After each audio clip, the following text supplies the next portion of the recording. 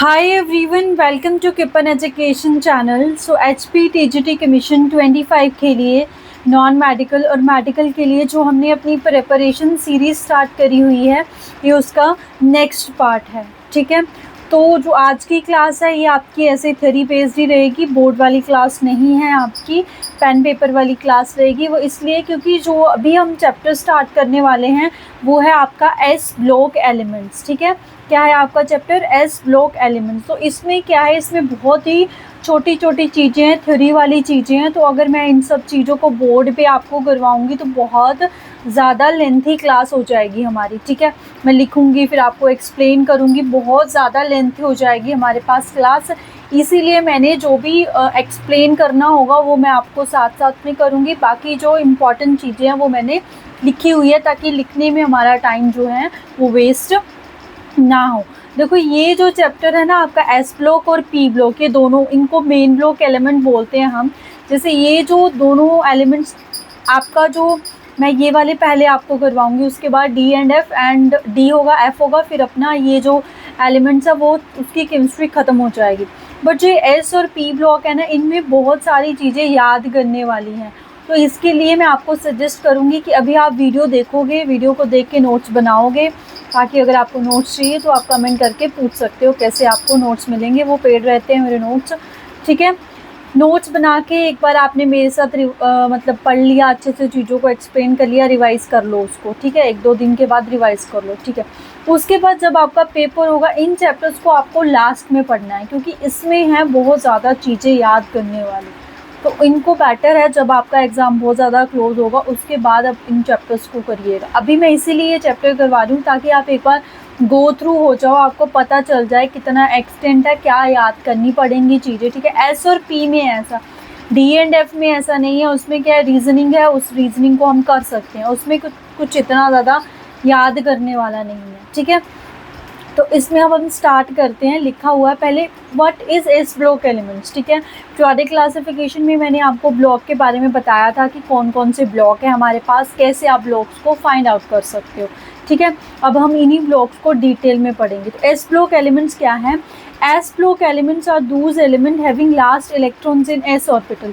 S block elements वो वाले elements हैं, मतलब जिनका लास्ट जो इलेक्ट्रॉन है वो कौन से ऑर्बिटल में जाता है, आपका एस ऑर्बिटल में.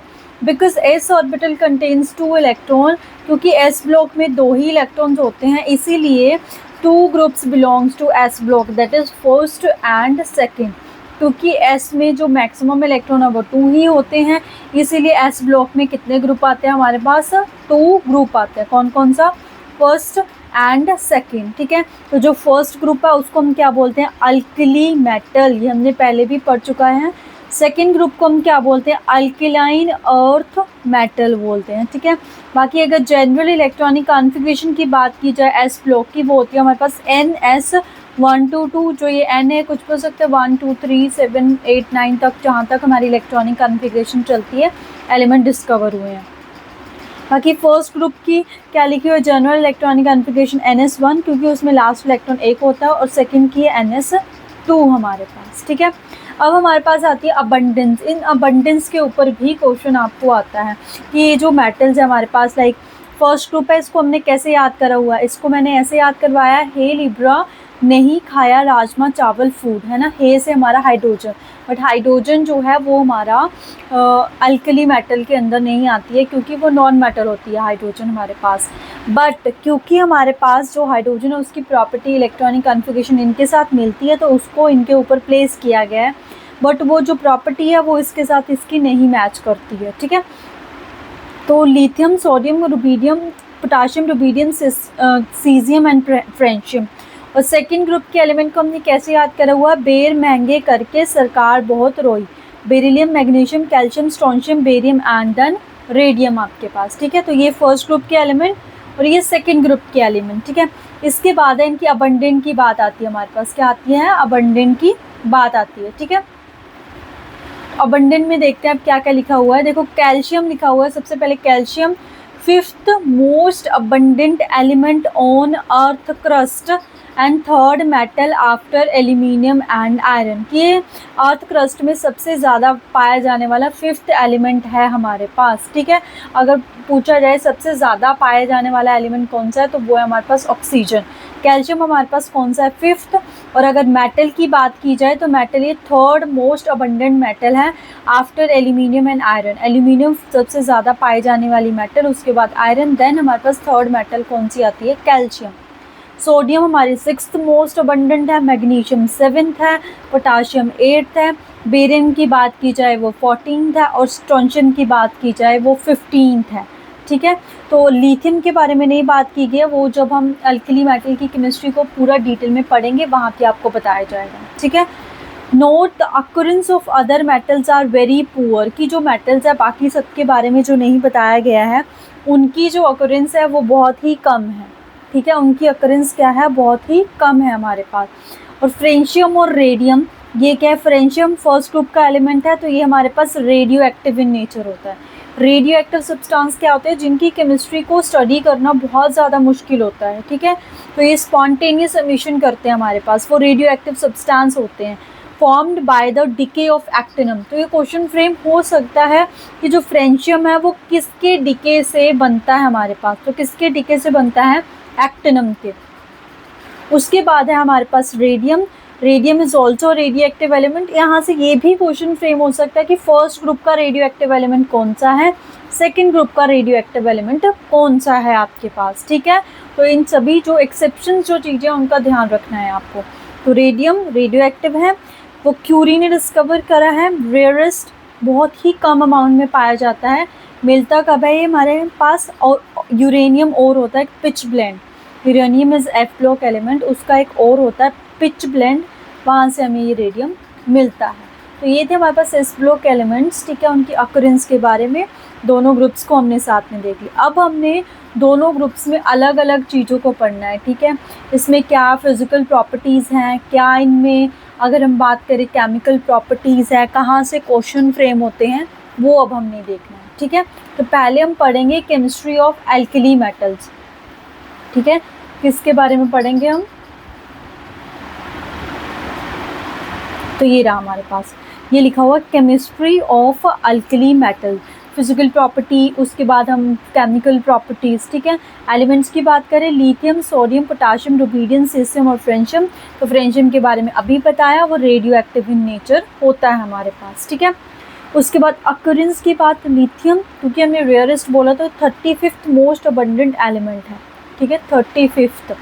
अब ना यहाँ से इम्पॉर्टेंट क्वेश्चन है इनके ओर्स का, इनको आपने ध्यान में रखना है क्योंकि एनसीईआरटी की बुक्स में एज सच मेंशन किए गए हैं ये। तो यहाँ से आपका क्वेश्चन फ्रेम हो सकता है आपके पास, ठीक है। यहाँ से जो क्वेश्चन है वो आपके पास फ्रेम हो सकता है।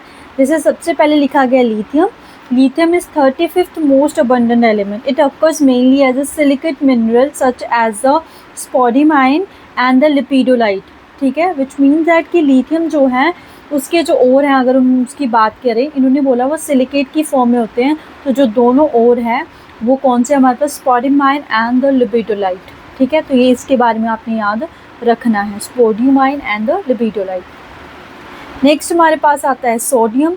तो sodium is the 7th most abundant element, ठीक है, 7th मोस्ट अबंडेंट एलिमेंट है। तो सोडियम हमारे पास रॉक सॉल्ट जो हम घर पे भी यूज़ करते हैं, अपना कॉमन सॉल्ट NaCl, वो इसका मेजर सोर्स है जो कि हमें ओशन से मिलता है, राइट। उसके बाद इसके मिनरल की बात की जाए, borax, trona, Chile saltpetre, mineral या और भी लिख देते हैं यहाँ पे कौन कौन से, बोरेक्स इज़ वेरी कॉमन, तो इसके ऊपर क्वेश्चन नहीं आ सकता है आपको। ये टरोना, ठीक है, इसको आप कैसे याद रख सकते हो, टरोना Na लास्ट में, तो सोडियम का सिंबल होता है Na, तो ये सोडियम का हमारे पास क्या है आपका, और चाइल्ड सॉल्ट पीटर, इसके ऊपर आपका PYQ है इस ब्लॉक एलिमेंट से कि जो सोडियम है ऑप्शन दे रखे थे उसमें से इसमें से कौन सा सोडियम का और है। तो चाइल्ड सॉल्ट पीटर फॉर्मूला है सोडियम नाइट्रेट, ठीक है। नेक्स्ट चलते हैं हम, नेक्स्ट है हमारे पास पोटाशियम, ठीक है। नेक्स्ट कौन सा हमारे पास, पोटाशियम। तो 8th मोस्ट अबंडेंट है, तो इसके जो और है वो कौन से, KCl, जिसको बोला जाता है sylvite. Mixture of KCl and NaCl sylvinite, ठीक है। उसके बाद कार्मेलाइट, फेल्ड्स्पार, ये मैंने इनके फॉर्मूले लिखे हैं। फॉर्मूले के ऊपर आपको क्वेश्चन नहीं आएगा, आपको सीधा क्वेश्चन आ सकता है feldspar is an ore of which metal, feldspar किसका ओर है। तो ये आप तभी आंसर कर पाओगे, इनको आपको पढ़ना पड़ेगा चीज़ों को, ठीक है। तो ये चैप्टर थोड़ा सा थ्योरी वाला पार्ट है आपका, इसीलिए इसको पेशेंस के साथ पढ़ना है आपने। इंपॉर्टेंट नोट्स बनाने हैं इसके, जैसे जैसे मैं करवा रही हूँ वैसे आप नोट्स बना सकते हो, बट इन केस अगर आपको मेरे नोट्स चाहिए तो वो मैंने आपको पेड रखे हुए हैं। नोट्स के बारे में अगर आपको कोई भी इन्फॉर्मेशन चाहिए तो आप मेरा टेलीग्राम चैनल वहाँ पे जाके मैसेज ड्रॉप कर सकते हो, या इंस्टाग्राम जो बना हुआ है हमारा चैनल का क्यूपन एजुकेशन का, वो जाके आप ज्वाइन कर सकते हो, तो वहाँ पे आपको इन्फॉर्मेशन मिल जाएगी नोट्स रिलेटेड, ठीक है। रुबीडियम और सीजियम की बात करें अगर हम, obtain by the side product of A lithium processing, तो लिथियम प्रोसेसिंग होती है उसमें ये एज अ साइड प्रोडक्ट हमारे पास आते हैं। कौन कौन? Rubidium and caesium. फ्रेंशियम बचता है, तो फ्रेंशियम के बारे में हमने पढ़ा था कि ये हमारे पास डिके से होता है, किसके कौन से एलिमेंट के? एक्टिनिन के डिके के, और ये रेडियो एक्टिव है। तो रेडियो एक्टिव सब्सटेंस को हम स्टडी नहीं करते, उनके ऊपर बहुत रेयर है कि क्वेश्चन है। ये क्वेश्चन ज़रूर बन सकता है कि रेडियो एक्टिव एलिमेंट कौन से हैं, लाइक फर्स्ट में फ्रेंशियम है, सेकंड में रेडियम है, ठीक है। अब ये क्या लिखा हुआ है, मैंने इनकी इलेक्ट्रॉनिक कॉन्फ़िगरेशन लिखी हुई है, ठीक है। एलिमेंट्स, ये इनके एटॉमिक नंबर, उसके बाद इलेक्ट्रॉनिक कॉन्फ़िगरेशन हमने सीखी थी। नोबल गैसेस लिखते हैं हम, helium, neon, argon, krypton, xenon, radon. आपको नहीं पता ये कैसे लिखी है तो आप पीरियोडिक क्लासिफिकेशन जो चैप्टर मैंने करवाया हुआ वो जाके देख सकते हो, वहाँ से आपको आइडिया लग जाएगा ये इलेक्ट्रॉनिक कॉन्फ़िगरेशन कैसे लिखी है हमारे पास, ठीक है। अब मैं अगर यहाँ पे बात करूँ आपके पास वैलेंस इलेक्ट्रॉन की, सबसे इम्पॉर्टेंट है वो वैलेंस इलेक्ट्रॉन, क्योंकि सभी में जो वैलेंस शेल है, लाइक इसमें फर्स्ट है, सेकंड है, थर्ड है, फोर्थ है, फिफ्थ है, सिक्स्थ है, तो हमारे पास वैलेंस इलेक्ट्रॉन कितने हैं? 1, ठीक है। हमारे पास वैलेंस इलेक्ट्रॉन कितने हैं? 1, तो इसमें वैलेंस इलेक्ट्रॉन आ जाएंगे हमारे पास 1, ठीक है। आगे चलते हैं अब हम, आगे हमारे पास एटॉमिक साइज और आयनिक रेडियाई की बात की गई है, ठीक है। तो alkali metal have the largest size in a particular period, क्योंकि हमारे पास पीरियड होते हैं, हमने पीरियोडिक टेबल में देखा है, आपने देखा होगा। अगर मैं बात करूँ पीरियोडिक टेबल की, ठीक है, हमारे पास अगर बात करूँ पीरियोडिक टेबल की, तो पीरियोडिक टेबल ऐसे दिखता है हमारे पास पीरियोडिक टेबल।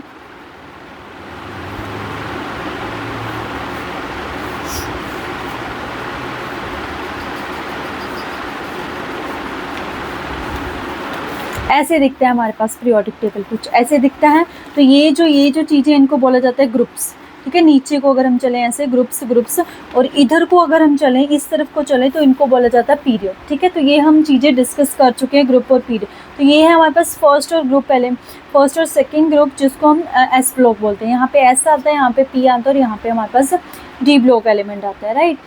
तो इन्होंने बोला है कि जो एस ब्लॉक एलिमेंट है जो पर्टिकुलर पीरियड में है, क्योंकि पीरियड हमारे पास ये फर्स्ट हो जाएगा, सेकंड हो जाएगा, थर्ड इस तरफ को, तो जो ये अल्कली मेटल है, क्योंकि ये फर्स्ट ग्रुप है, ये लार्जेस्ट एलिमेंट है उस पर्टिकुलर पीरियड का। क्यों?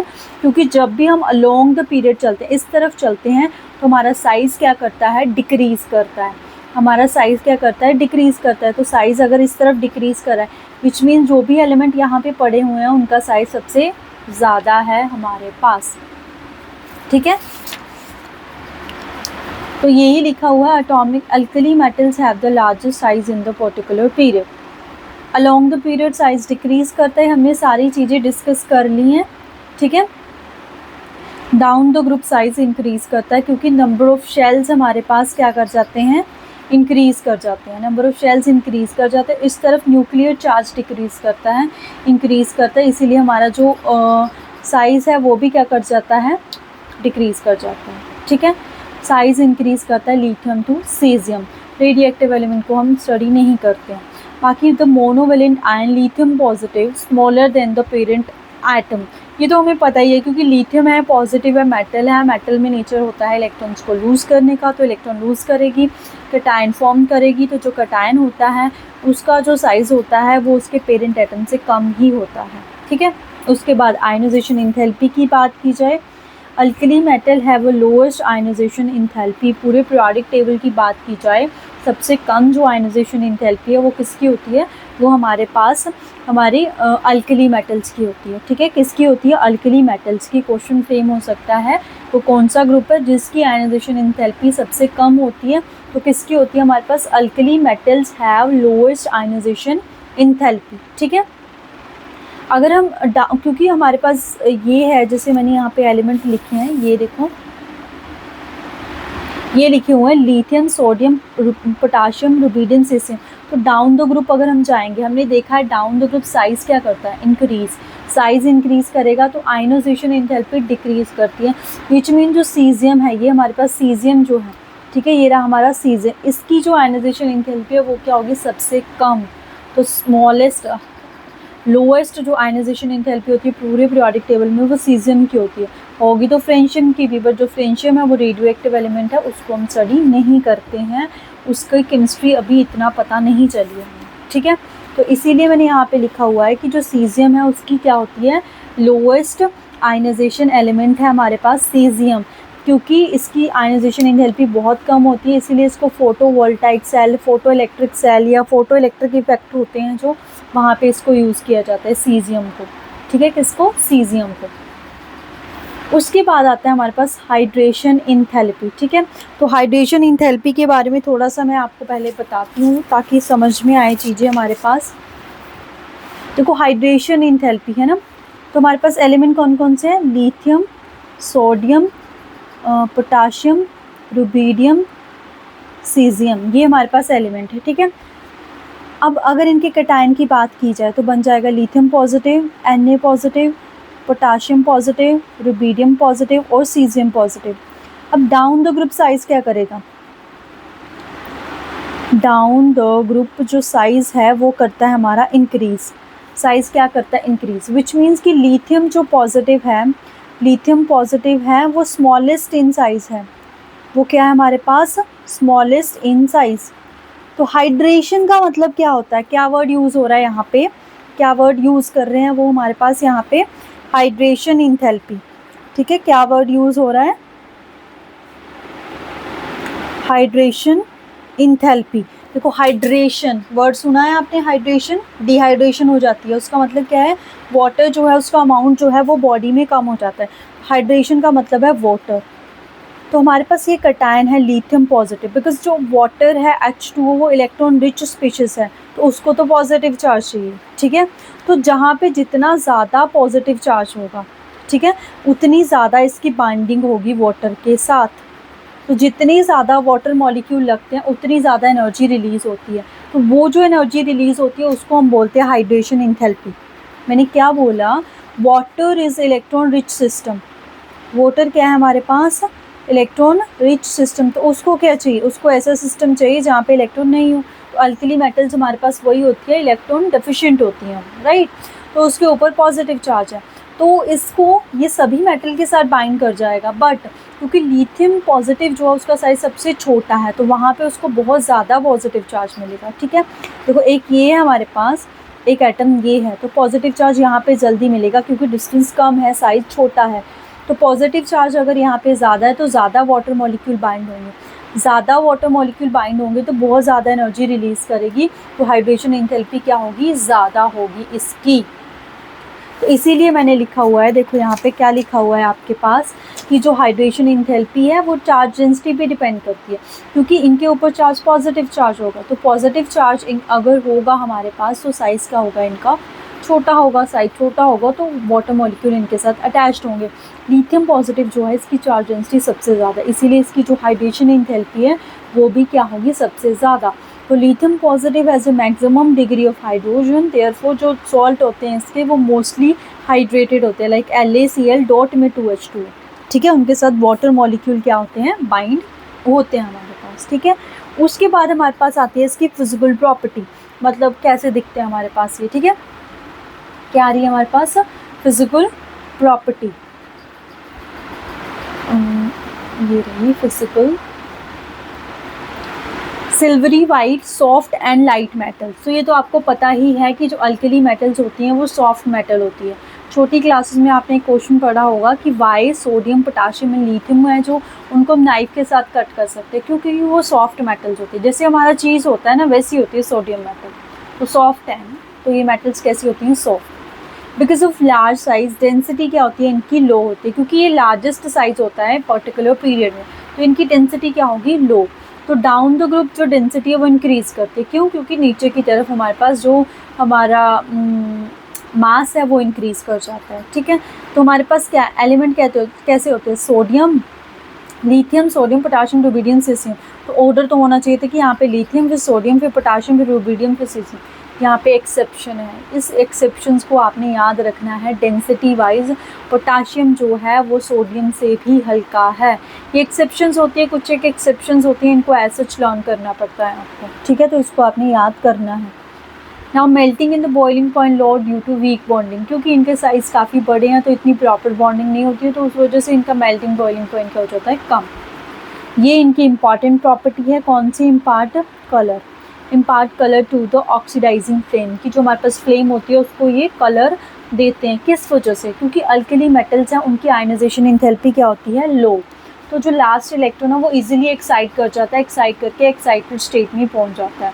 तो जैसे ही वो एक्साइटेड स्टेट में पहुंचता है तो उसको लगता है कि वो अनस्टेबल है, तो वो दोबारा वापस आता है। तो जैसे ही वो दोबारा वापस आएगा तो वो एनर्जी रिलीज़ करता है, क्योंकि वो एक्साइटेड स्टेट में गया, वहाँ पे एनर्जी ज़्यादा थी। अब उसको स्टेबल होना है तो उसको अपनी एनर्जी करनी पड़ेगी कम। तो अगर एनर्जी कम करनी पड़ेगी तो एनर्जी करनी पड़ेगी रिलीज़। तो जो वो एनर्जी रिलीज़ होती है वो विजिबल रीजन में फॉल कर जाती है, इसीलिए जो ये है ये कलर देते हैं। लिथियम कौन सा कलर देता है, क्रिम्सन रेड। सोडियम कौन सा कलर देता है, येलो। पोटाशियम कौन सा कलर देता है, वॉयलेट। रुबिडियम कौन सा कलर देता है, रेड वॉयलेट। सीजियम कौन सा कलर देता है, ब्लू कलर देता है हमारे पास, ठीक है। तो इनको आपने याद रखना है, ये कलर के ऊपर ऐसे क्वेश्चन आ सकता है। तो ये थी हमारे पास फिजिकल प्रॉपर्टी। अब हम चलते हैं अपना केमिकल प्रॉपर्टी के ऊपर, ठीक है। केमिकल प्रॉपर्टी में सबसे पहले है रिएक्टिविटी टूवर्ड्स एयर। तो एयर में इनकी रिएक्टिविटी कैसी है, क्योंकि एयर में जो है नाइट्रोजन गैस भी है, ऑक्सीजन गैस भी है। तो oxygen is more reactive than nitrogen. तो ऑक्सीजन के साथ ये रिएक्ट करेंगे, सारे के सारे ऑक्सीजन के साथ रिएक्ट करते हैं। इम्पॉर्टेंट चीज़ यहाँ पे ये है कि लिथियम जो है वो नॉर्मल ऑक्साइड बनाता है। लिथियम क्या बनाता है, नॉर्मल ऑक्साइड, जहाँ पे ऑक्सीजन की ऑक्सीडेशन स्टेट क्या होती है, -2। सोडियम जो है वो हमारे पास परऑक्साइड बनाता है, जहाँ पे उसकी ऑक्सीडेशन स्टेट होती है -1। पोटाशियम, रुबिडियम, सीजियम ये बनाते हैं सुपर ऑक्साइड, जहाँ पे ऑक्सीजन की ऑक्सीडेशन स्टेट होती है -1/2। ये क्वेश्चन आता है ऐसे कि KO2 है आपके पास, KO2 है, find the oxidation state of A potassium in this. तो बच्चों के दिमाग में होता है कि जो ऑक्सीजन है उसकी ऑक्सीडेशन स्टेट तो हमेशा -1 होती है, सॉरी -2 होती है। तो -4 करके K इज़ इक्वल टू +4 इसकी ऑक्सीडेशन स्टेट फाइंड कर देंगे, जो कि क्या हो जाएगा हमारे पास, गलत। आपको याद रखना पड़ेगा जो पोटाशियम है वो क्या बनाता है, परऑक्साइड। तो नहीं, सुपर ऑक्साइड, हाँ पोटाशियम बनाता है हमारे पास परऑक्साइड, नहीं पोटाशियम सुपर ऑक्साइड बनाता है।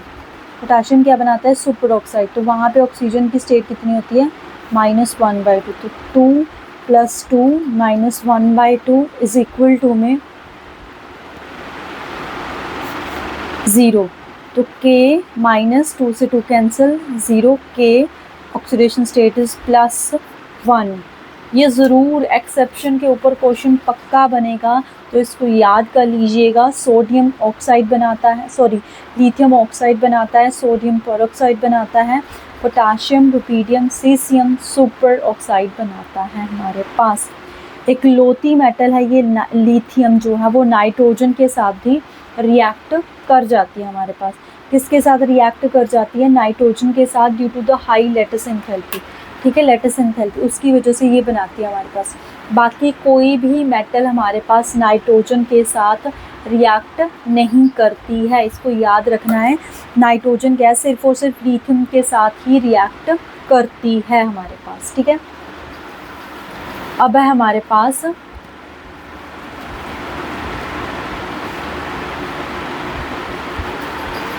रिएक्टिविटी टूवर्ड्स वाटर, कि वाटर के साथ ये कैसे रिएक्ट करते हैं। Alkali metal like lithium water के साथ ट्रीट करवाया, LiOH बना और हाइड्रोजन गैस रिलीज होती है।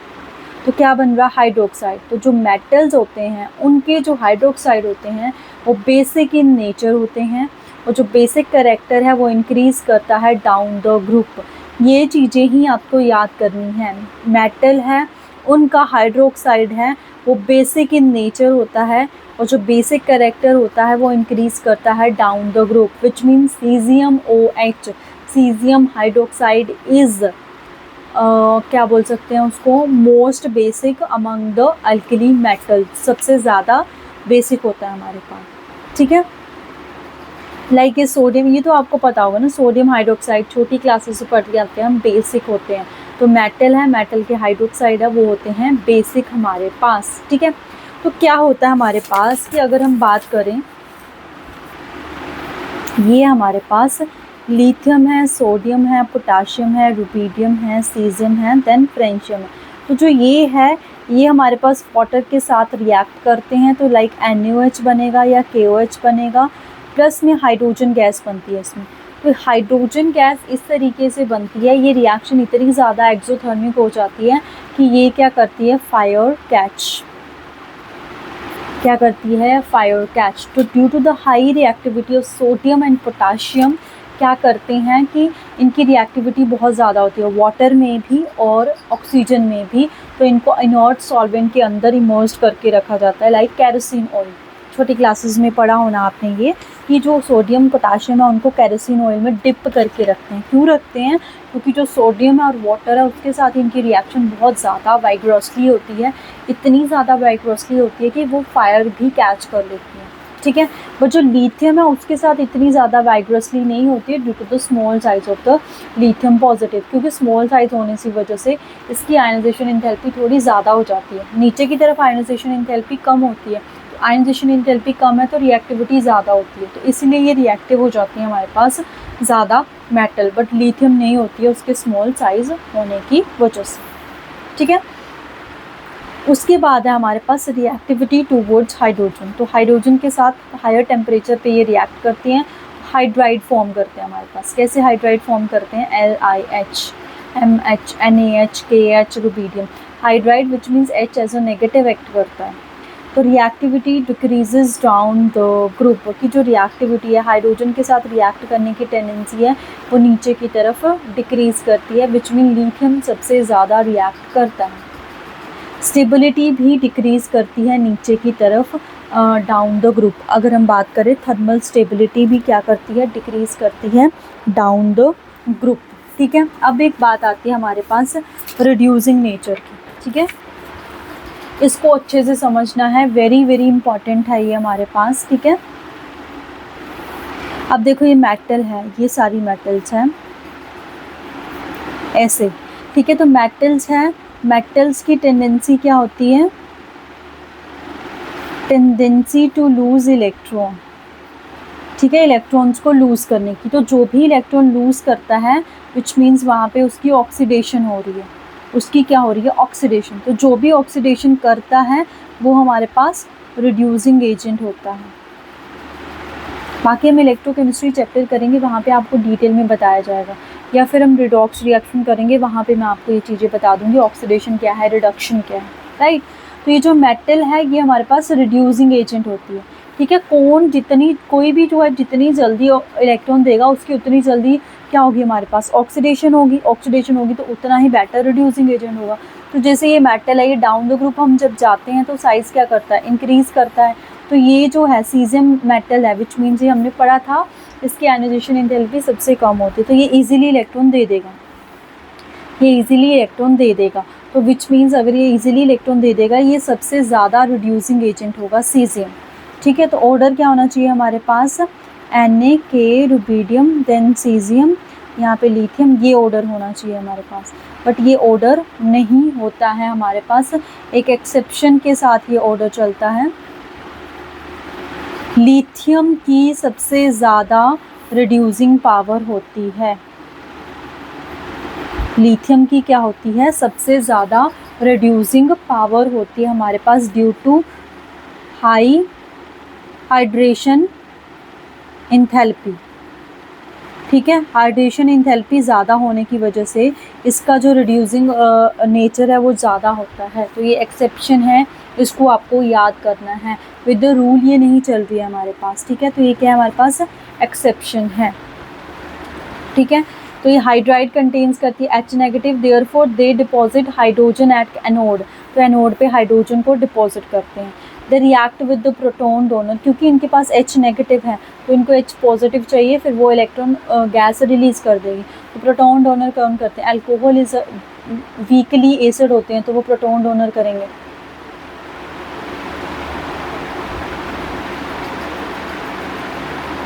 NH3 और उसके बाद ये हमारे पास ये एसिटाइलिन, क्योंकि ये भी एसिडिक इन नेचर होते हैं हमारे पास due to the sp hybridisation.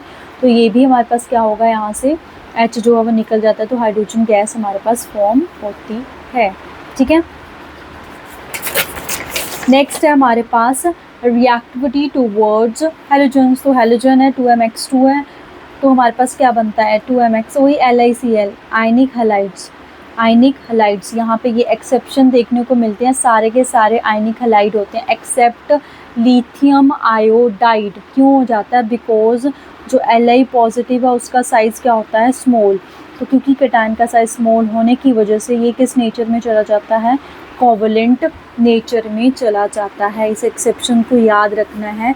Li lithium iodide, सिर्फ लिथियम आयोडाइड है, लिथियम क्लोराइड नहीं है, क्योंकि इसमें कैटायन का साइज़ स्मॉल है और जो अनायन है उसका साइज़ क्या है, ग्रेटर। तो ये इसका साइज़ स्मॉल होना चाहिए, इसका साइज़ ग्रेटर होना चाहिए, उसके कॉम्बिनेशन से कोवलेंट बॉन्ड बनता है, क्योंकि यहाँ पे पोलराइजेशन ज़्यादा हो जाती है। तो ये हमारे पास क्या होता है, कोवलेंट इन नेचर होता है, इसको याद रखना है, ठीक है। उसके बाद आता है हमारे पास सॉल्यूशन इन लिक्विड अमोनिया। ये रहा सॉल्यूशन इन लिक्विड अमोनिया, कि जब हम अल्कली मेटल को लिक्विड अमोनिया में डालते हैं तो वो डीप ब्लू कलर देता है। कौन सा कलर देता है, डीप ब्लू कलर देता है। और जो ये कलर होता है, मतलब ये जो सॉल्यूशन आता है वो कंडक्टिंग होता है, ठीक है। ये क्वेश्चन फ्रेम होता है कि जब हम अल्कली मेटल को लिक्विड अमोनिया में डालते हैं तो वो कौन सा कलर देता है, डीप ब्लू कलर देता है। उसका नेचर कैसा होता है, कंडक्टिंग होता है। वो कंडक्टिंग किसकी वजह से, अमोनिएटेड इलेक्ट्रॉन्स की वजह से। ये छोटे छोटे क्वेश्चन बनते हैं। तो अगर इसका डाइल्यूट सोल्यूशन लिया जाए तो हमारे पास डीप ब्लू कलर आता है, अगर कॉन्सेंट्रेटेड सोल्यूशन लिया जाए तो ब्रॉन्ज कलर आता है। और जो डीप ब्लू कलर होता है वो पैरामैग्नेटिक इन नेचर होता है, और जो ब्रॉन्ज कलर होता है वो डायमैग्नेटिक इन नेचर होता है हमारे पास, ठीक है। उसके बाद है alkali metal form carbonates and bicarbonates. तो ये कार्बोनेट्स भी फॉर्म करते हैं और बाइकार्बोनेट्स भी फॉर्म करते हैं। वो जो लिथियम है, लिथियम वो अनस्टेबल होता है, इसीलिए वो डिकम्पोज करके कार्बन डाइऑक्साइड दे देता है। वो कार्बोनेट फॉर्म नहीं करता है, मतलब उसको कार्बोनेट को फ्री स्टेट में रखना या फिर रूम टेम्परेचर पे रखना पॉसिबल नहीं है, क्योंकि वो अनस्टेबल होते हैं तो वो डिकम्पोज कर जाते हैं, इसीलिए वो कार्बन डाइऑक्साइड गैस रिलीज़ करते हैं। Therefore does not form solid carbonate and bicarbonate. तो हमारे पास जो लिथियम है वो ना ही सॉलिड कार्बोनेट्स बनाता है और ना ही बाइकार्बोनेट्स बनाता है, ठीक है। तो ये हमारे पास जो हमारी अल्कली मेटल्स थी उसकी केमिस्ट्री थी। तो यहाँ से हमने कुछ एक ऐसी चीज़ें देखी कि हमारे पास जो लिथियम है वो एक्सेप्शनल बिहेवियर शो कर रहा है, ठीक है। जैसे यहाँ पे देखा वो कार्बोनेट नहीं बना रहा है, रिड्यूसिंग नेचर में भी उसका अलग हो गया, वो कोवलेंट बॉन्ड बना रहा है हमारे पास, ठीक है। वो क्या बना रहा है, कोवलेंट बॉन्ड बना रहा है। तो ये सारे जो होता है ये है हमारे पास एनॉमलस बिहेवियर ऑफ लिथियम, कि जो लिथियम है वो अलग बिहेवियर शो कर रहा है। तो इसका क्या रीज़न है, इसका रीज़न है ड्यू टू स्मॉल साइज़, क्योंकि पूरे ग्रुप में अगर हम बात करें उसका साइज़ क्या होता है, स्मॉल। उसकी आयनाइजेशन एंथैल्पी भी ज़्यादा है, तो साइज़ स्मॉल होने की वजह से उस पर पॉजिटिव चार्ज ज़्यादा है, तो उसकी पोलराइजेशन पावर भी होती है। सबसे मेन जो रीजन है जिसकी वजह से ये अलग सी प्रॉपर्टी शो करता है, उसका मतलब है absence of vacant d orbital. क्या है हमारे पास, absence of vacant d orbital. अब ये absence of vacant d orbital का मतलब क्या है हमारे पास, absence of vacant d orbital मतलब वो क्या कहना चाहता है यहाँ पे, ठीक है।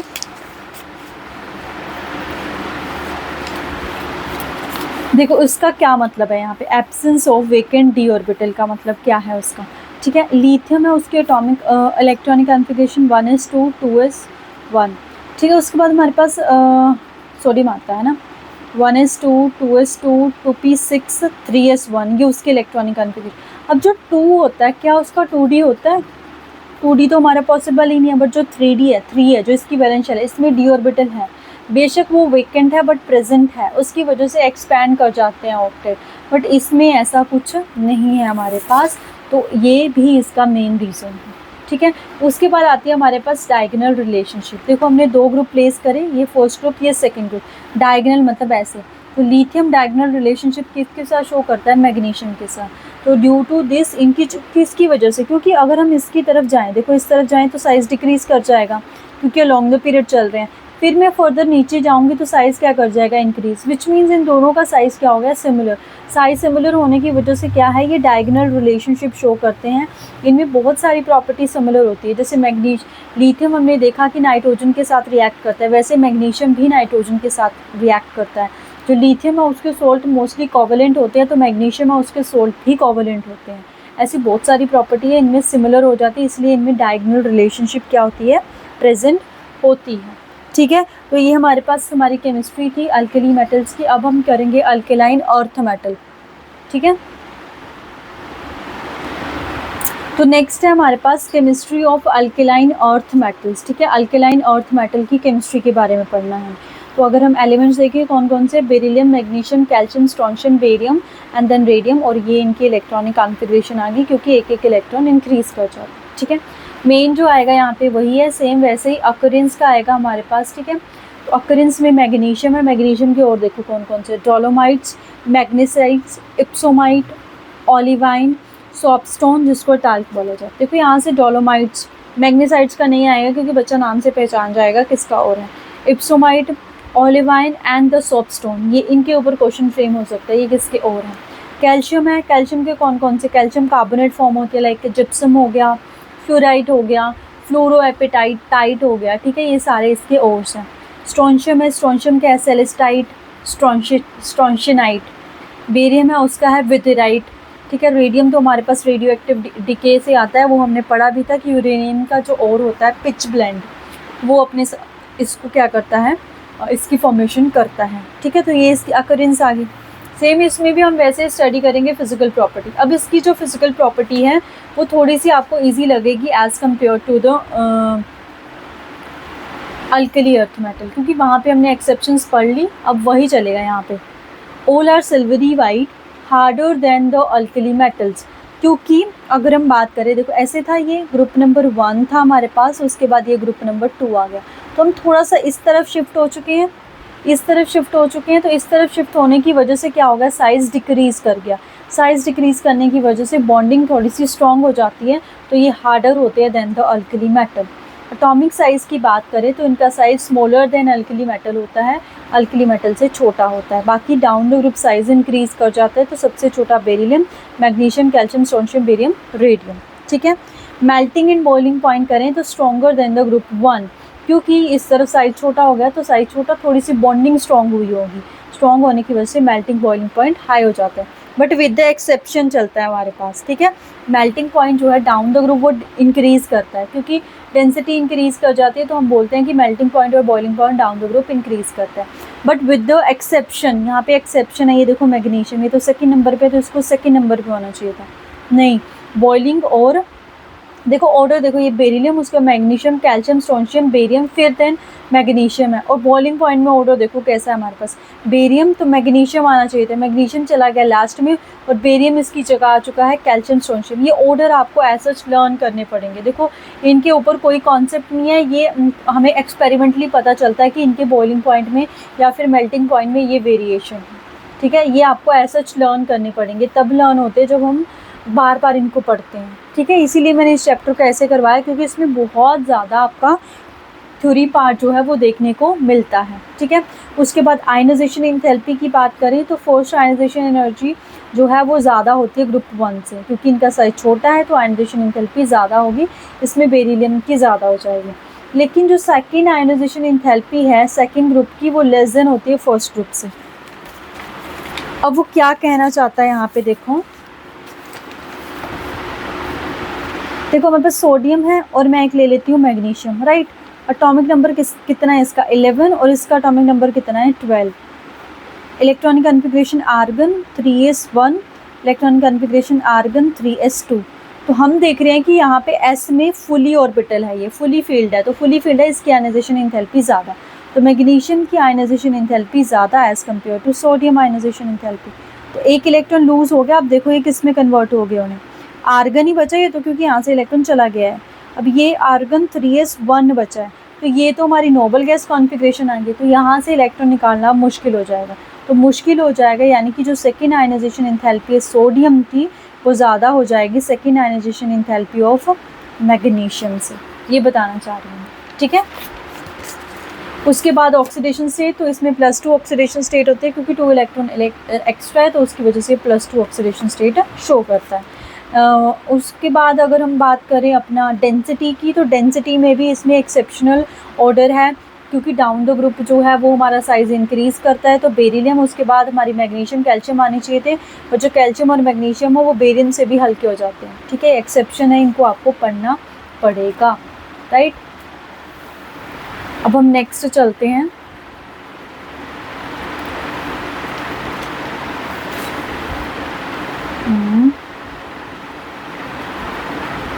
ये है, तो इसमें भी क्या है हमारे पास फ्लेम टेस्ट, ठीक है। फ्लेम टेस्ट मतलब ये भी कलर करते हैं, but due to the small size of beryllium and magnesium, क्योंकि इनकी आयनाइजेशन एंथैल्पी बहुत ज़्यादा होती है, इसीलिए ये कलर नहीं देते हैं फ्लेम को।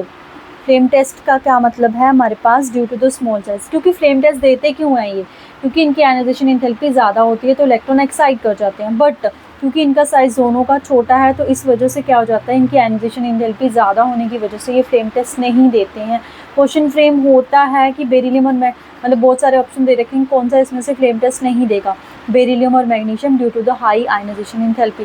बाकी कैल्शियम देता है वो ब्रिक रेड देता है, स्ट्रोंशियम क्रिम्सन रेड देता है, और बेरियम एप्पल ग्रीन देता है आपके पास, ठीक है। स्टैंडर्ड ऑक्सीडेशन पोटेंशियल की बात कीजिए, मतलब वही हमारे पास रिड्यूसिंग नेचर की बात की जाए अगर हमारे पास, तो इसमें कोई एक्सेप्शन नहीं है, डाउन द ग्रुप इंक्रीज़ करता है, बेरियम का सबसे ज़्यादा होता है, वहाँ पे एक्सेप्शन थी, लिथियम जो है एक्सेप्शनली आगे चला जाता है, ठीक है। उसके बाद अगर हम बात करें कॉम्प्लेक्स फॉर्मेशन की, तो ये कॉम्प्लेक्स फॉर्म करते हैं क्योंकि इनका साइज़ जो है वो छोटा होता है, किसका, बेरिलियम और मैग्नीशियम का, इसी की वजह से ये कॉम्प्लेक्स बनाते हैं। कॉम्प्लेक्स का मतलब है कि एक बिगर मैक्रोमोलिक्यूल्स होते हैं हमारे पास, ठीक है। तो मैग्नीशियम बनाता है क्लोरोफिल, तो क्लोरोफिल में कौन सी मेटल प्रेजेंट होती है, मैग्नीशियम, यहाँ से आप याद रख सकते हो। बेरिलियम भी बनाता है Bf2 नेगेटिव के साथ, तो ये कॉम्प्लेक्स फॉर्म करते हैं, ठीक है, कॉम्प्लेक्स फॉर्म करते हैं हमारे पास। तो ये फिजिकल प्रॉपर्टी के अंदर आ गया हमारे पास। अब हम बात करेंगे केमिकल प्रॉपर्टी की, ठीक है। अब हम बात करेंगे केमिकल प्रॉपर्टी की, तो इसमें सबसे पहले रिएक्टिविटी है, ये less reactive than alkali metals होते हैं। देखो जो रिएक्टिविटी है ना, अगर मैं यहाँ पे लिखूँ, यहाँ पे अगर मैं लिखूँ कि जो रिएक्टिविटी होती है वो डायरेक्टली प्रोपोर्शनल होती है हमारे पास, सॉरी इन्वर्सली प्रोपोर्शनल होती है आयनाइजेशन एंथैल्पी की, मतलब जिसकी आयनाइजेशन एंथैल्पी जितनी कम होगी उसकी रिएक्टिविटी उतनी ज़्यादा होगी। तो हमारे पास जो अल्कलाइन अर्थ मेटल है, इस तरफ जब हम आए, ये हमारा पीरियोडिक टेबल था, ऐसे ऐसे हमारा पीरियोडिक टेबल था, तो जब हम इस तरफ आए तो हमारी आयनाइजेशन एंथैल्पी क्या होगी, है इंक्रीज़। तो अगर आयनाइजेशन एंथैल्पी इंक्रीज़ होगी तो रिएक्टिविटी क्या करेगी, डिक्रीज़। तो वही लिखा हुआ है less reactive than alkali metals. बाकी डाउन द ग्रुप जो है वो रिएक्टिविटी इंक्रीज़ करती है, क्योंकि डाउन द ग्रुप हमारे पास यहाँ लिख सकते हैं because of decrease in ionisation enthalpy, कि आयनाइजेशन एंथैल्पी डिक्रीज़ करती है, तो उसकी वजह से हमारी जो रिएक्टिविटी है वो इंक्रीज़ कर जाती है, ठीक है। फिर इसमें भी वही सेम चलेगा, reaction with the air, except beryllium this metal easily tarnished in air, क्योंकि एयर में ऑक्सीजन होती है, तो ऑक्सीजन के साथ रिएक्ट करके वो ख़राब हो जाती है। वो जो बेरिलियम है वो ऐसा नहीं करता है, बट जो पाउडर फॉर्म है उसमें ये जल जाता है एयर की प्रेजेंस में। In moist air except beryllium, all जो है वो कार्बोनेट्स बनाते हैं, क्योंकि मॉइस्ट एयर है हमारे पास, एयर में कार्बन डाइऑक्साइड भी होती है, तो वो कार्बन डाइऑक्साइड के साथ मिलके कार्बोनेट्स बनाते हैं, एक्सेप्ट बेरिलियम, बेरिलियम नहीं करता है। तो देखो बेरिलियम यहाँ पे एक्सेप्शनल बिहेवियर शो कर रहा है, तो इसमें भी सेम वही सारा रीज़न रहेगा नॉर्मलस बिहेवियर की वजह से, कि साइज छोटा होता है तो आयनाइजेशन एंथैल्पी ज़्यादा होती है, तो उस वजह से ये एक्सेप्शनल बिहेवियर शो कर रहा है। इन ड्राई एयर, अगर ड्राई एयर की बात की जाए तो सभी के सभी एलिमेंट नाइट्राइड भी बनाते हैं, ऑक्साइड भी, हमने देखा था अल्कली मेटल में सिर्फ और सिर्फ लिथियम ही नाइट्राइड बनाता था, बट यहाँ पे सभी के सभी ही ऑक्साइड तो सभी बना रहे हैं, तो नाइट्राइड भी बनाते हैं हमारे पास, ठीक है, नाइट्राइड भी बनाते हैं। नॉर्मल ऑक्साइड और परऑक्साइड भी बनाते हैं, बट परऑक्साइड सिर्फ और सिर्फ कैल्शियम, स्ट्रोंशियम और बेरियम ही बनाते हैं। ये सारे के सारे नॉर्मल ऑक्साइड भी बनाते हैं, बट ये परऑक्साइड भी बनाते हैं, परऑक्साइड कैल्शियम, स्ट्रोंशियम और बेरियम ही बनाते हैं, ठीक है। हमने पीछे पढ़ा था कि जो मेटल है उनके ऑक्साइड बेसिक इन नेचर होते हैं हमारे पास, बट जो बेरियम ऑक्साइड है ये एम्फोटेरिक है। बहुत ही इंपॉर्टेंट क्वेश्चन है, ये क्वेश्चन बनता है यहाँ से। बेरियम ऑक्साइड है वो क्या है, एम्फोटेरिक। एम्फोटेरिक का मतलब वो एसिडिक भी है, बेसिक भी है। MgO है क्योंकि down the group basic character increase करता है, तो MgO है वो वीकली बेस होता है। बाकी calcium oxide, strontium and the barium वो स्ट्रॉन्गली बेसिक इन नेचर होते हैं हमारे पास। कौन सी मेटल का जो ऑक्साइड है वो एम्फोटेरिक होता है, वो हमारे पास बेरियम। एल्यूमिनियम है उसका भी एम्फोटेरिक होता है, आयरन है उसके भी एम्फोटेरिक होते हैं, बट वो हमारे पास एस ब्लॉक एलिमेंट नहीं है। यहाँ पे एस ब्लॉक एलिमेंट है वो, तो कौन सी मेटल है जिसका ऑक्साइड जो है वो एम्फोटेरिक होता है, बेरियम, ठीक है। उसके बाद वही रिएक्टिविटी विद द हाइड्रोजन, तो सारे के सारे एलिमेंट रिएक्ट करते हैं एक्सेप्ट बेरियम। बेरियम रिएक्ट नहीं करता है, मतलब कि नॉर्मल हीट पे रिएक्ट नहीं करता है, तो जब बहुत ज़्यादा हीट हो जाती है तो रिएक्ट कर जाता है, तो BeH2 और MgH2 बनता है, बट इनके जो नेचर होता है वो कैसा होता है, कोवलेंट। किसकी वजह से, हाइड्रेशन एंथैल्पी ज़्यादा होने की वजह से। ये कैल्शियम है, ये हाइड्रोजन के साथ रिएक्ट करता है, कैल्शियम हाइड्राइड, इसको बोलते हैं हाइड्रोलिथ। याद रख सकते हो, हाइड्रोलिथ के ऊपर क्वेश्चन फ्रेम हो सकता है, ठीक है, हाइड्रोलिथ बोलते हैं। बाकी के सारे क्या होते हैं, आयनिक। ये जो एक्सेप्शन है इनको याद करना है आपने, राइट। उसके बाद हमारे पास आता है रिएक्टिविटी टुवर्ड्स वाटर, तो सेम वही रहेगा कि हमारे पास मेटल है, वाटर के साथ रिएक्ट करती है, मेटल हाइड्रोक्साइड और हाइड्रोजन रिएक्ट करेगी। Beryllium does not react with water, ये रिएक्ट नहीं करती है। मैग्नीशियम करती है रिएक्ट विद हॉट वाटर करती है, वो किसके साथ करती है, हॉट वाटर, क्योंकि इनकी रिएक्टिविटी थोड़ी कम होती है। ऊपर वाली जो मेटल्स हैं, क्योंकि जैसे हमारे पास ये पीरियड होते हैं, ऐसे ग्रुप होता है, तो इसमें ऊपर होगी barium, then magnesium, then calcium, then strontium, then barium, ऐसे होती है ना मेटल्स हमारे पास। तो down the group reactivity increase करे, तो ये तो लेस रिएक्टिव, ये तो बिल्कुल नहीं करती है, ये करेगी, बट हमें कैसा वाटर चाहिए, हमारे पास हॉट वाटर चाहिए, क्योंकि थोड़ा सा गर्म चाहिए, टेम्परेचर ज़्यादा चाहिए उसकी वजह से। उसके बाद ये है क्योंकि इनकी रिएक्टिविटी इंक्रीज़ कर चुकी है, तो ये हमारे पास नॉर्मल वाटर के साथ भी रिएक्ट कर जाती है, बट नॉट सो एनर्जेटिकली, ठीक है, मतलब इतनी ज़्यादा नहीं कि इनको खुले में हम नहीं रख सकते जैसे सोडियम वगैरह है हमारे पास, क्योंकि उनकी तो रिएक्टिविटी ज़्यादा है। बाकी अगर बेसिक कैरेक्टर की बात की जाए तो बेसिक कैरेक्टर हमारे पास BOH डाउन द ग्रुप क्या करता है, इंक्रीज़। अब इसका रीज़न देखो क्या है, ये बेरियम है हमारे पास, ठीक है, ये OH नेगेटिव है, दोनों का साइज़ सेम है। अब ये बेरियम साइज़ तो बहुत बड़ा हो चुका होगा इसका, OH तो वैसा ही रहा है, तो इसमें जो बॉन्डिंग है वो प्रॉपर होगी, इसमें बॉन्डिंग प्रॉपर नहीं होगी। तो बॉन्डिंग प्रॉपर नहीं होगी, थोड़े से टेम्परेचर देने पे भी ये इजीली ब्रेक हो जाएगा, हमें क्या दे देगा, Be2 पॉजिटिव प्लस में 2OH नेगेटिव, Ba, ठीक है, तो हमें OH नेगेटिव मिल गया। तो बेस तो वही होते हैं जो जितना जल्दी OH नेगेटिव देंगे। तो डाउन द ग्रुप क्योंकि साइज इंक्रीज़ करता है, उसकी वजह से बॉन्डिंग प्रॉपर नहीं होती है, बॉन्डिंग प्रॉपर नहीं होती है, तो हमारे पास ये OH नेगेटिव ईजिली मिलता है, तो ईजिली मिलता है, तो बेसिक कैरेक्टर क्या हो जाएगा, हमारे पास ज़्यादा हो जाता है, ठीक है। तो फर्स्ट ग्रुप के एलिमेंट है उनका बेसिक कैरेक्टर ज़्यादा है एज़ कम्पेयर टू दिस, क्योंकि उनका साइज़ बड़ा है, इनसे भी बड़ा है, तो उनका बेसिक कैरेक्टर तो क्या होगा, ज़्यादा ही होगा हमारे पास, ठीक है। नेक्स्ट है हमारे पास रिएक्टिविटी टुवर्ड्स हैलोजन, सेम वैसे ही मेटल है उसके साथ हैलोजन्स को रिएक्ट कराएंगे तो हमारे पास क्या बन जाता है, वही हमारे पास क्या बनता है, जैसे हमारे पास Mg है तो MgCl2 बन जाएगा, CaCl2 बन जाएगा, ठीक है। बेरिलियम है उसके हैलाइड क्या होंगे, कोवलेंट होंगे, इसीलिए वो क्योंकि वो कोवलेंट है, पोलैरिटी नहीं है, तो वो ऑर्गेनिक सॉल्वेंट में क्या होते हैं, डिजोल्व। बाकी सारे के सारे क्या आयनिक, तो वाटर में डिजोल्व हो जाते हैं। बेरिलियम तो है हलाइड कैसे बना रहा है, चाहे हलाइड है चाहे हाइड्राइड है, वो कोवलेंट ही बना रहा है। MgBr2 और MgI2 ऑल्सो कोवलेंट। अगर हम MgCl2 की बात करें तो वो हमारे पास अगर मैं बात करूँ वो हमारे पास आयनिक होता है, बट MgBr2 और MgI2 वो कोवलेंट है। क्यों, क्योंकि कटायन तो सेम है। अनायन का साइज़ क्या हो चुका है, इंक्रीज़ हो चुका है। अनायन का साइज़ इंक्रीज़ होने की वजह से पोलराइजेशन बढ़ जाती है, पोलराइजेशन बढ़ गई तो कोवलेंट कैरेक्टर आ गया हमारे पास, ठीक है। BeCl2 पॉलीमेरिक स्ट्रक्चर होता है, क्योंकि BeCl2 ऐसे एग्जिस्ट नहीं करता, इसका पॉलीमेरिक स्ट्रक्चर होता है। वो किस वजह से, क्योंकि इसका ऑक्टेट कंप्लीट नहीं होता है, इसलिए ब्रिज स्ट्रक्चर बनाता है हमारे पास, ठीक है। कैसा स्ट्रक्चर बनाता है, ब्रिज स्ट्रक्चर। बाकी हाइड्रेशन है वो हमें पता ही है डिक्रीज़ करती है डाउन द ग्रुप, क्योंकि साइज़ इंक्रीज़ कर जाता है कैटायन का। ऊपर वाला जो बेरिलियम है उसका साइज़ छोटा होगा, तो इसमें जो हाइड्रेशन एंथैल्पी है वो भी क्या होगी, ज़्यादा। इनके ऊपर सीधे से क्वेश्चन बनते हैं कि जो अल्कलाइन अर्थ मेटल है उनके कार्बोनेट्स हैं तो वो बताओ वाटर में कैसे सोल्यूबल होंगे। BeCO3 सबसे ज़्यादा है, फिर MgCO3, फिर कैल्शियम कार्बोनेट, फिर strontium carbonate, then the barium carbonate. Solubility in water, इसका रीज़न क्या है हमारे पास,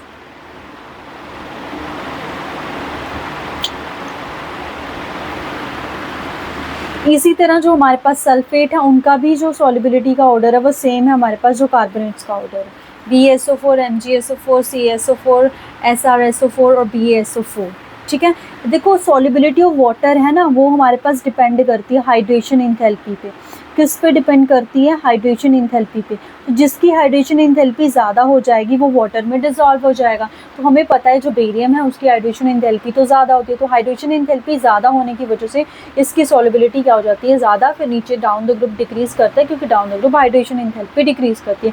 सेम रीजन यहाँ पे भी वही है, हाइड्रेशन इंथैल्पी बेरियम की ज़्यादा होती है इसीलिए उसकी सॉल्युबिलिटी सबसे ज़्यादा है हमारे पास। ठीक है, बाकी अगर हम नाइट्रेट्स की बात करें तो नाइट्रेट्स में भी सेम वैसे ही है, हमारे पास नाइट्रेट है तो उसकी सॉल्युबिलिटी भी सेम ऐसा जैसे हमारी इनकी है वैसे ही, क्योंकि hydrates down the group decrease करती है। बाकी अगर हम इसको ब्रेक करें तो हमारे पास मेटल ऑक्साइड, नाइट्रोजन डाइऑक्साइड और ऑक्साइड हमारे पास फॉर्म होते हैं। सेम वही बात आ गई यहाँ पे भी, एनॉमलस बिहेवियर आ गया हमारे पास बेरिलियम का, उसका रीजन वही सेम है, due to small size, high ionisation enthalpy, high polarisation power, absence of the vacant d orbital. बाकी अगर बात की जाए डायगोनल रिलेशनशिप की तो ये जो सेकंड ग्रुप है उसके बाद हम अपना 13th ग्रुप लिखते हैं, ये 13, तो उसके साथ इसकी डायगोनल रिलेशनशिप आती है। तो बेरिलियम की डायगोनल रिलेशनशिप किसके साथ है, एल्यूमिनियम के साथ है। तो जो भी फिजिकल प्रॉपर्टी थी, केमिकल प्रॉपर्टी थी, वो तो यहीं पे ख़त्म हो जाती है। अब हमारे पास है कि जैसे अल्कलाइन अर्थ मेटल है उसके एलिमेंट है, लाइक सोडियम है तो उसके इंपॉर्टेंट कंपाउंड है कुछ एक, जैसे सोडियम कार्बोनेट, सोडियम बाइकार्बोनेट हो जाता है, सोडियम क्लोराइड हो जाता है, सोडियम हाइड्रोक्साइड हो जाता है। तो उनके यूजेस क्या हैं, उनको कौन से मेथड से हम बना सकते हैं, तो वो भी हमारे पास है इस टॉपिक में और वहाँ से भी क्वेश्चन आए हुए हैं आपके पास। ठीक है, तो ये देखो हमारे पास ये है इंपॉर्टेंट एस ब्लॉक कंपाउंड्स। तो सबसे पहले सोडियम क्या, सोडियम कार्बोनेट जिसको हम वॉशिंग सोडा बोलते हैं, और इसका फॉर्मूला ये आ सकता है आपके पास, तो इसको आपने याद करना है। ठीक है, क्या है, सोडियम कार्बोनेट है, वॉशिंग सोडा है, ये उसका फॉर्मूला है। तो उसको प्रिपेयर कौन से प्रोसेस से करते हैं, सॉल्वे प्रोसेस से। क्वेश्चन फ्रेम होता है ये कि सॉल्वे प्रोसेस से सोडियम का कौन सा कंपाउंड फॉर्म होता है, कौन सा कंपाउंड फॉर्म करते हैं हम, सोडियम कार्बोनेट जिसको हम वॉशिंग सोडा बोलते हैं। अमोनिया से बनाया जाता है, इसको अमोनिया को ट्रीट करते हैं कार्बन डाइऑक्साइड के साथ, तो अमोनियम कार्बोनेट बनता है। फिर फर्दर कार्बोनेट से ट्रीट करते हैं अमोनियम बाइकार्बोनेट, फिर अमोनियम बाइकार्बोनेट को NaCl के साथ ट्रीट करके सोडियम बाइकार्बोनेट बनाया जाता है। फिर इस सोडियम बाइकार्बोनेट को हीट किया जाता है, तब हमारे पास सोडियम कार्बोनेट, उसके बाद कार्बन डाइऑक्साइड और वाटर फॉर्म होता है। ठीक है, तो ये प्रोसेस का नाम आपने याद रखना है। बाकी यूज़ किस में होता है, वाटर सॉफ्टनिंग में, लॉन्ड्री वाले प्रोसेस में यूज़ होता है क्योंकि ये वॉशिंग सोडा है, glass, borax, soap, paper industry और हमारे पास पेंट्स मटेरियल में यूज़ होता है। उसके बाद ये इंपॉर्टेंट लेबोरेटरी रिएजेंट भी है हमारे पास। ठीक है, उसके बाद जो नेक्स्ट कंपाउंड है वो है हमारे पास सोडियम क्लोराइड NaCl, तो वो तो आपको पता ही है, मेजर सोर्स है हमारे पास सोडियम का जो कि सी वाटर में मिलता है। तो सी वाटर से हम इसको कैसे एक्सट्रैक्ट करते हैं, by evaporation of sea water, evaporation process से। ठीक है, बाकी अगर इसका सबसे मेन यूज़ की बात की जाए तो NaCl का मेन यूज़ है, ये हमने देखा होगा जैसे कनाडा जैसी कंट्री है वहाँ पे क्या होता है, हमारे पास बहुत ज़्यादा आइसिंग होती है, मतलब बहुत ज़्यादा स्नो पड़ती है, तो रोड्स क्या हो जाते हैं, ब्लॉक हो जाते हैं। तो उस आइस को मेल्ट करने के लिए, ठीक है, हमारे पास ये जो है ये यूज़ किया जाता है। ठीक है, NaCl क्या किया जाता है, यूज़ किया जाता है। नेक्स्ट है सोडियम हाइड्रोक्साइड। नेक्स्ट कौन सा है हमारे पास, सोडियम हाइड्रोक्साइड।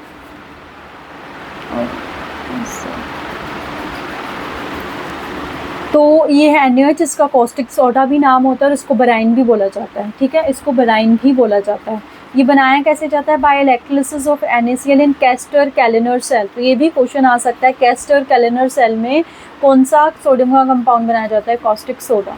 इसका यूज़ है, ये मैन्युफैक्चर प्रोसेस में यूज़ होता है, सोप के, पेपर में, आर्टिफिशियल सिल्क के, कॉटन फैब्रिक में, पेट्रोलियम रिफाइनिंग में यूज़ होता है, ये प्योरिफिकेशन ऑफ बॉक्साइट में यूज़ होता है, इसको भी लेबोरेटरी एजेंट यूज़ किया जाता है। ठीक है, इसको भी लेबोरेटरी एजेंट जो है वो यूज़ किया जाता है। उसके बाद आता है सोडियम हाइड्रोजन कार्बोनेट जिसको बेकिंग सोडा बोला जाता है। क्या बोला जाता है, बेकिंग सोडा। देखो इसमें बाइकार्बोनेट है ना, ये सोडियम हाइड्रोजन कार्बोनेट या इसको सोडियम बाइकार्बोनेट भी बोलते हैं। तो बाइकार्बोनेट, बाई से आप याद रख सकते हो बेकिंग सोडा। ये इसका प्रिपरेशन प्रोसेस है। यूजेस की बात की जाए, एंटीसेप्टिक भी एक्ट करता है, ये फायर एक्सटिंग्विशर की तरह भी एक्ट करता है, और हमारे पास ये एरिएटेड ड्रिंक्स में भी काम आता है हमारे पास, ये एरिएटेड ड्रिंक्स में।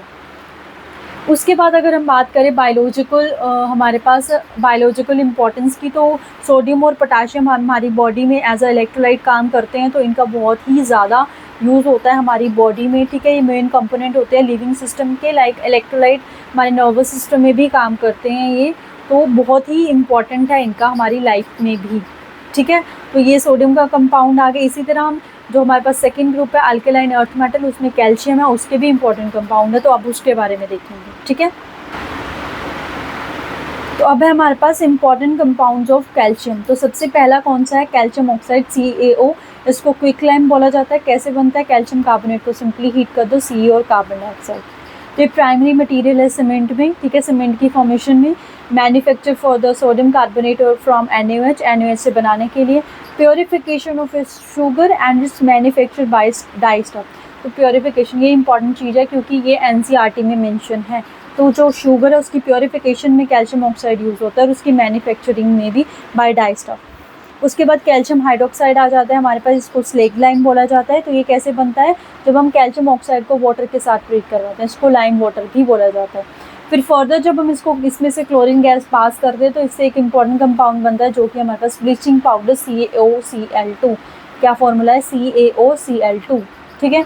इसके यूज़ की बात की जाए तो ये वाइट वॉशिंग में यूज़ होता है, ठीक है, पेंट में यूज़ होता है, ग्लास मेकिंग में यूज़ होता है, प्रेपरेशन ऑफ ब्लीचिंग पाउडर में यूज़ होता है, और प्योरीफिकेशन ऑफ शुगर में ये भी यूज़ होता है हमारे पास, ठीक है। नेक्स्ट हमारे पास आता है कैल्शियम कार्बोनेट CaO3। मार्बल है इसका नाम, लाइमस्टोन है इसका नाम, चॉक है इसका नाम। तो ये कैल्शियम हाइड्रोक्साइड को कार्बन डाइऑक्साइड के साथ ट्रीट करवाते हैं तो कैल्शियम कार्बोनेट बनता है। अगर कैल्शियम क्लोराइड को इसके साथ ट्रीट करवा दे तो भी कैल्शियम कार्बोनेट बनता है, ठीक है।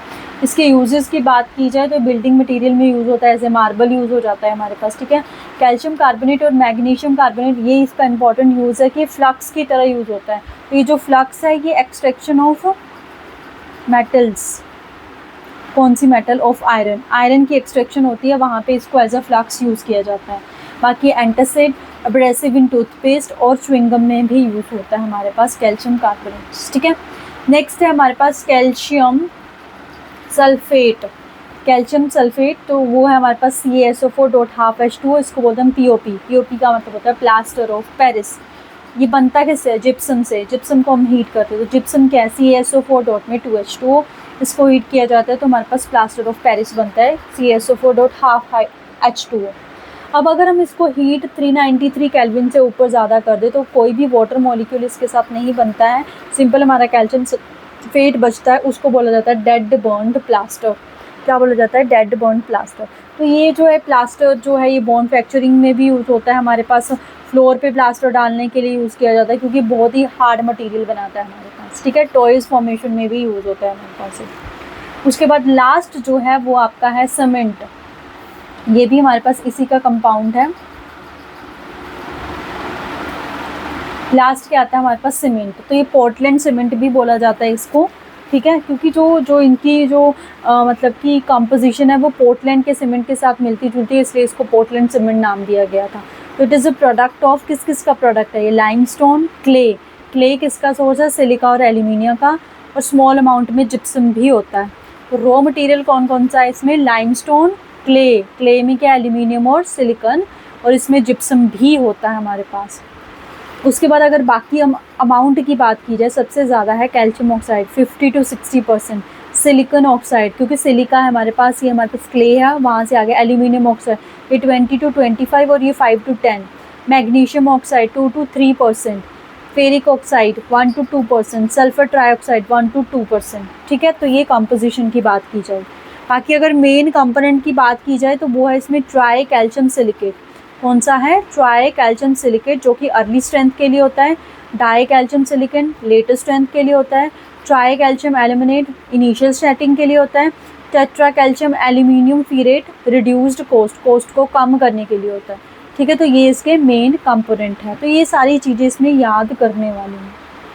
सेम इसमें भी वही आता है, biological importance of the magnesium and the calcium, क्योंकि जो मैग्नीशियम और कैल्शियम है ये हमारे पास प्लांट्स का, मैग्नीशियम जो है इंपॉर्टेंट पार्ट है, मैग्नीशियम हमारी बॉडी का भी पार्ट है, और कैल्शियम जो है, कैल्शियम भी हमारी बॉडी का इंपॉर्टेंट पार्ट है। तो 25 gram of A magnesium and 1200 gram of A calcium required by a human body, ठीक है। इतना हमारे पास कैल्शियम और मैग्नीशियम होता है। कैल्शियम बहुत ज़्यादा अमाउंट में प्रेजेंट है, क्योंकि कैल्शियम जो है हमारे बोन्स और जो टीथ हैं वो हमारे कैल्शियम से ही बनते हैं, तो हमारी बॉडी में मोस्टली ज़्यादा अमाउंट में बोन्स है, इसीलिए उसका अमाउंट भी ज़्यादा है। बाकी बॉडी में एटीपी होती है, एडिनोसिन ट्राइफॉस्फेट, वो उसका काम होता है फॉस्फेट को ट्रांसफ़र करना। तो ये फॉस्फेट को तभी ट्रांसफ़र कर पाता है अगर हमारी बॉडी में सफिशिएंट अमाउंट में मैग्नीशियम प्रेजेंट है। कैल्शियम जो है वो मैंने बता दिया बोन्स और टीथ में होता है, टीथ ग्रोथ के लिए इंपॉर्टेंट होता है, और ब्लड कोआगुलेशन करता है।